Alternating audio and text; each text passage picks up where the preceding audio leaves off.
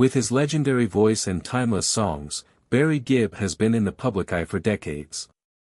Barry Gibb's wife Linda Gray has always been there for him, even when he was famous. Now, after years of keeping their private life out of the public eye, Barry is finally telling the truth. Join us as we find out the hidden story of Barry Gibb and the woman who changed his life forever. The humble start of Barry Gibson. Barry Gibb was born on September 1, 1946, on the small island of Douglas of Man, which is between England and Ireland. His full name is Barry Allen Crompton Gibb, and he was born at Jane Cruel Maternity. There was music in Barry's life from the start, and he went on to become one of the most famous musicians in history. Barry was born into a musical family. His parents, Hugh Gibb and Barbara Gibb, were from Manchester, England. He had an older sister, Leslie Evans, who was the first child in the family, and the Gibbs had a rich ancestry with English, Irish, and Scottish roots. His father, Hugh, was born in Scotland, and his mother had English and Irish heritage. The Gibbs moved to Isle of Man before Barry was born, and they lived there for a few years before moving back to Manchester. Life wasn't always easy for the family, but they were very close and their love for music brought them together. Barry's father Hugh Gibb was a drummer, and his love for music had a major influence on Barry. Hugh played at local hotels in Douglas, and young Barry would often watch him perform. Seeing his father's passion for music sparked something inside him. Barry was fascinated by rhythm, melodies, and the energy that music could create. Even as a child, he felt a strong pull toward music. Barry wasn't the only one in the family with musical talent. His younger twin brothers Robin and Maurice were born a few years later, and they would go on to form the legendary Bee Gees together. Their father always supported their musical dreams, encouraging them to follow their passion. Barry's full name includes the middle name Crompton, which has a special meaning in his family. It was chosen to honor Sir Samuel Crompton, a distant ancestor who was known for his contributions to the textile industry. While Barry didn't follow in those footsteps, his name carried a sense of history and pride. Another interesting thing about Barry's name is that his middle name, Allen, was given to honor his father's younger brother, who died when Barry was a child.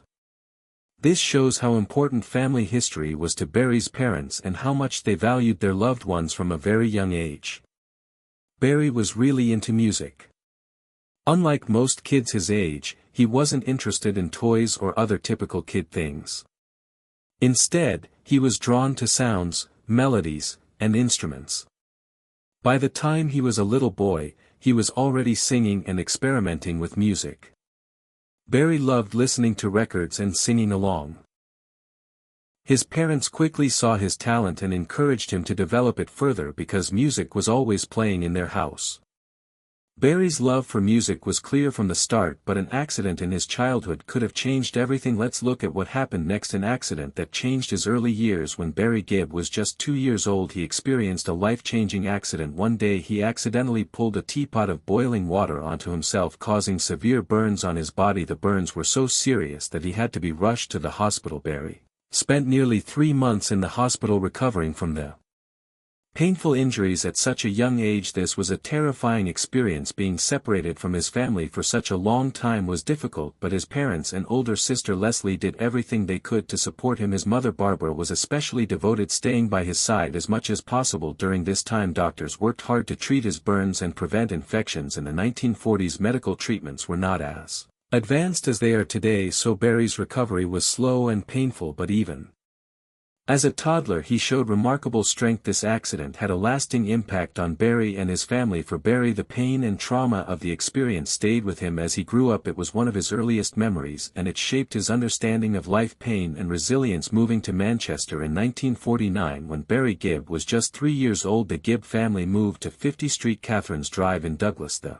capital of the Isle of Man. This was an exciting time for the family as Barry's younger twin brothers Robin and Maurice were born in December of that same year. Their arrival made the household even livelier, and Barry quickly took on the role of an older brother with 3 young children. Life in Douglas was busy for Barry's parents Hugh and Barbara Gibb. Hugh, a drummer and band leader, often performed music while Barbara focused on raising the children. Music was already a big part of Barry's life thanks to his father's influence. As Barry grew, the family moved several times. These relocations meant that Barry attended different schools. During his early years he first went to Braden School, then Tynwald Street Infant School, and Later Desmond Road School. Although he was an active and curious child, Barry was more interested in music than academics. During these years he discovered his love for singing and performing. Even as a young boy he enjoyed entertaining others, and his interest in music only grew stronger. In 1955, when Barry was 9 years old, the Gibb family made a major move to Manchester, England. This was a significant change in Barry's life, moving from the Isle of Man, which was much smaller and quieter, to a big industrial city like Manchester was a big adjustment for the entire family. Manchester was a bustling city full of opportunities but also challenges. When the Gibb family moved to Manchester, they lived in a working-class neighborhood called Keel Road, Charlton.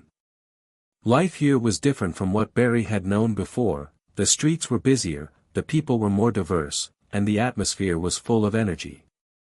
Even though it wasn't easy, the move was very important for Barry's musical development. Manchester had a lively music scene, and Barry was exposed to many different musical influences. Around this time, Barry and his brothers started experimenting with music more seriously. They would sing together, often imitating popular artists of the time. Barry was developing his voice and learning to play the guitar in Manchester. Barry also felt the effects of rock and roll music, which was becoming very popular in the 1950s. He was inspired by artists like Elvis Presley and Buddy Holly, and their music made him understand that music wasn't just a hobby, it could be a real job.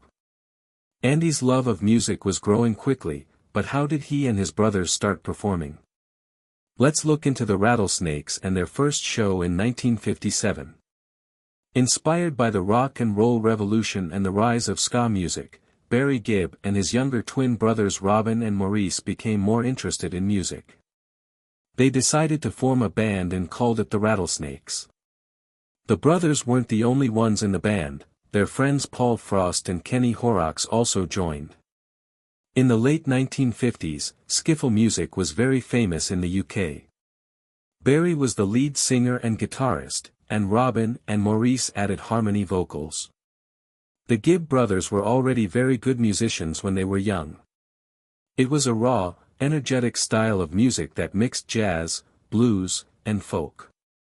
A lot of young artists, like the Beatles, got their start playing skiffle. The Rattlesnakes, John Lennon and Paul McCartney, were drawn to this sound when they played simple instruments like they played acoustic guitars, homemade bass drums, and simple drums in their houses and on the streets of Manchester. Slowly gaining confidence in their ability to perform, by December 1957 the Rattlesnakes were ready to perform in public for the first time. They were scheduled to appear at a local Gmont Cinema Christmas event where they planned to lip-sync to a recorded song. However, just before they were about to perform, the record they were supposed to use broke. This meant they could no longer pretend to sing along with it. They had two choices: walk away or perform live. Even though they were nervous, they decided to go for it. Barry led the way with his guitar and Robin and Maurice joined in with their harmonies. Paul and Kenny provided the rhythm. For the first time they performed live in front of an audience. Despite their initial fear, something incredible happened. The audience loved their performance. The energy of playing live was much more exciting than just pretending to sing along to a record. This unexpected experience gave them a huge boost of confidence. They realized they could actually sing, play and entertain a crowd. More importantly, they felt the thrill of being on stage, a feeling that would stay with them for the rest of their lives. The Rattlesnakes were just getting started, but how did they evolve into the world-famous Bee Gees? Let's find out. When the Bees were born by 1958. Barry Gibb, his younger brother Robin, and his younger brother Maurice were all ready for a new start. Two members of the Gibb brothers' first band, the Rattlesnakes, quit, but the brothers weren't ready to give up on music. Instead, they started a new group that would become one of the most famous in the world. That same year, the Gibb family moved to Redcliffe, Queensland, Australia, from Manchester, England. Their parents, Hugh and Barbara, hoped for a better life in a new country, and this gave the Gibb brothers a chance to start over musically as well. Robin and Maurice kept working on their sound by performing at local talent shows and clubs.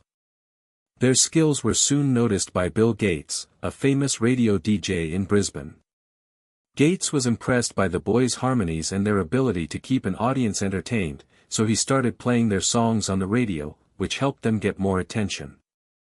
Biggs was made up of Barry Gibb's initials, BG, and the initials of two early backers, Bill Gates and a race car driver named Bill Good. The Bee Gees got their first recording deal with the Australian label Leaden Records in 1963. They put out a few singles, but they weren't immediately successful. Their songs weren't very good, and they had trouble figuring out what kind of music they wanted to make. In their early years, they worked hard to improve their songwriting. Barry, the oldest brother, wrote most of the songs, but Robin and Maurice also helped. They tried out different styles by mixing rock, pop, and folk elements.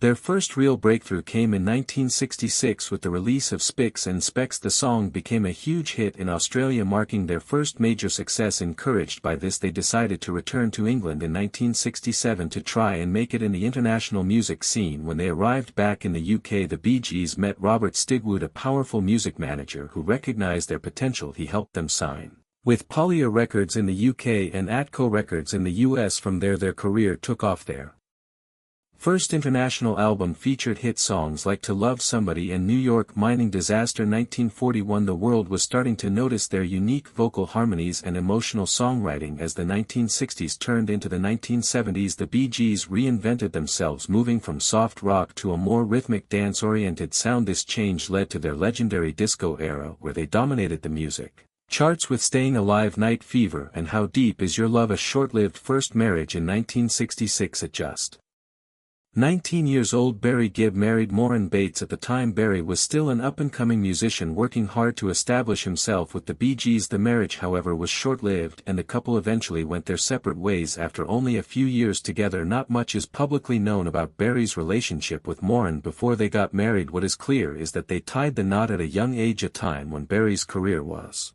just beginning to take off. The Bee Gees had returned to England in 1967, and their music was gaining international attention. The demands of his rising career likely put pressure on his personal life. Barry and Maureen's marriage ended in the late 1960s, but the exact date of their split is not well known because the Bee Gees became more popular at the time.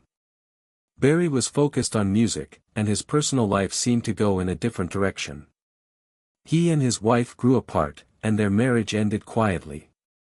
Even though Barry's first marriage didn't last, it set the stage for something even better, his lifelong love story with Linda Gray. But how did they meet, and how has their relationship stood the test of time? Let's take a look at that next. Barry Gibb and Linda Gay. Barry Gibb first saw Linda Gay on the set of Top of the Pops in 1967, when the Bee Gees were performing their hit, Massachusetts. Linda, who was only 17, had just been named Miss Edinburgh and was in London for her modeling career. During the show, Barry couldn't help but notice Linda. He was mesmerized by her beauty and grace, and his eyes kept drifting to her. There was something different and special about her. After the show, Barry worked up the courage to approach Linda. Instead of using a flashy pickup line or trying to impress her with his growing fame, he just asked her to tea. That small act was the start of something extraordinary. Linda accepted, and the two spent hours talking, quickly realizing how much they had in common. Linda wasn't just beautiful. She was kind, supportive, and had a strong sense of self. For Barry, who was dealing with the pressures of fame, being around Linda was a nice change. As the Bee Gees became more well-known, Barry's schedule got busier because the band was always traveling, recording, and going on TV shows. There is a lot of pressure on relationships in the entertainment industry, but Linda was different. She didn't want the attention. Instead, she gave Barry stability and support during the wild ups and downs of fame. Through every victory and every challenge, Linda was by his side. She wasn't just his partner, she became his rock, giving him the strength to keep going. Barry and Linda's love grew stronger over time. They got married in 1970 and their relationship only got stronger.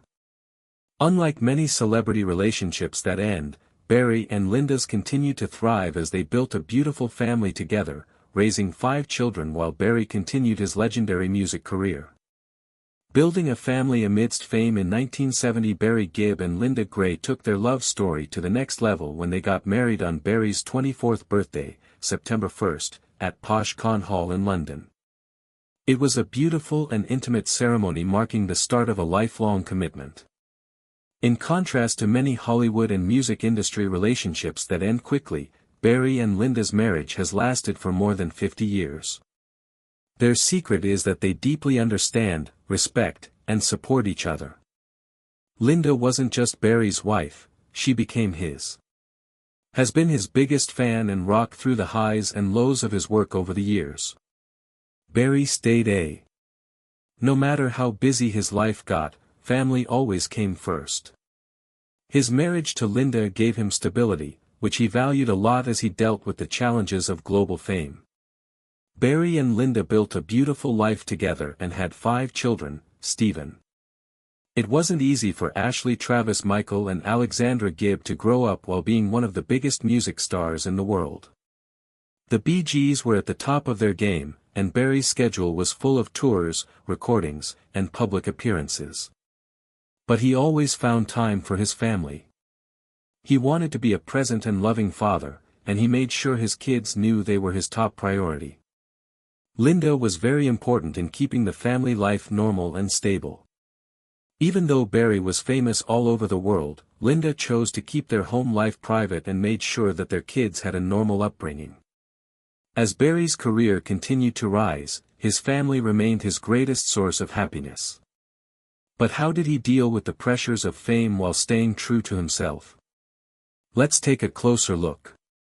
Oldest son of Barry, Stephen Gibb, loved music from a young age, but not like his father, Stephen was drawn to rock and heavy metal. He became a skilled guitarist and songwriter and worked with famous bands like Black Label Society and Saigon Kick, even though his music was different from the Bee Gees' signature sound. Barry supported his son's passion and was proud of his success in a completely different genre, unlike Stephen. At first, Ashley Gibb wasn't interested in music, he had other goals. But when he wrote a song for his fiancée, that changed. Barry noticed his son's natural ability and encouraged him to keep writing songs.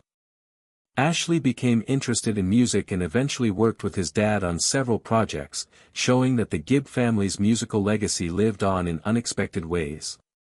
Barry always thought that music should be shared, and he found ways to include his sons in his work.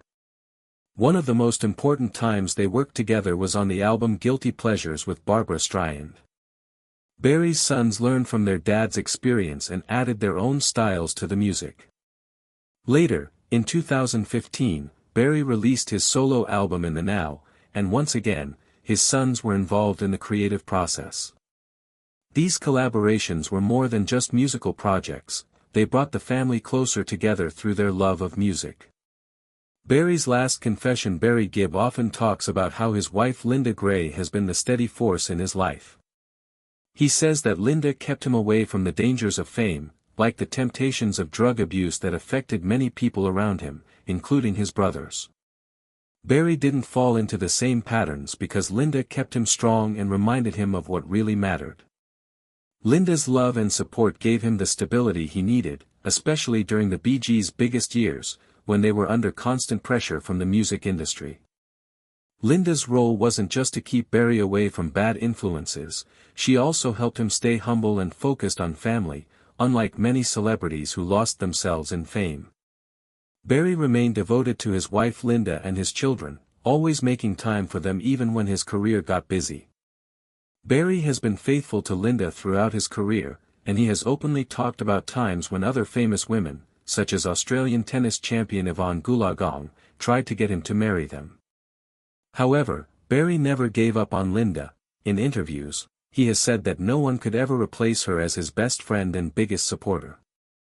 An unknown childhood traumatic event. Barry Gibb has always been known for his musical genius and love for his family. But in a rare and emotional interview with Radio Times, he talked about a traumatic event from his childhood that he had never talked about before. The legendary Bee Gees singer said that when he was only 4, he was the victim of attempted abuse. Barry remembered the horrifying moment when a man tried to take advantage of him, but never touched him. Barry made it clear that other children, not just himself, were harmed. It was a painful memory that he had carried around with him for decades and had never talked about in public until that interview. The man was eventually arrested, and Barry had to talk to the police about what had happened. He described a scary scene as a 4-year-old lying in bed.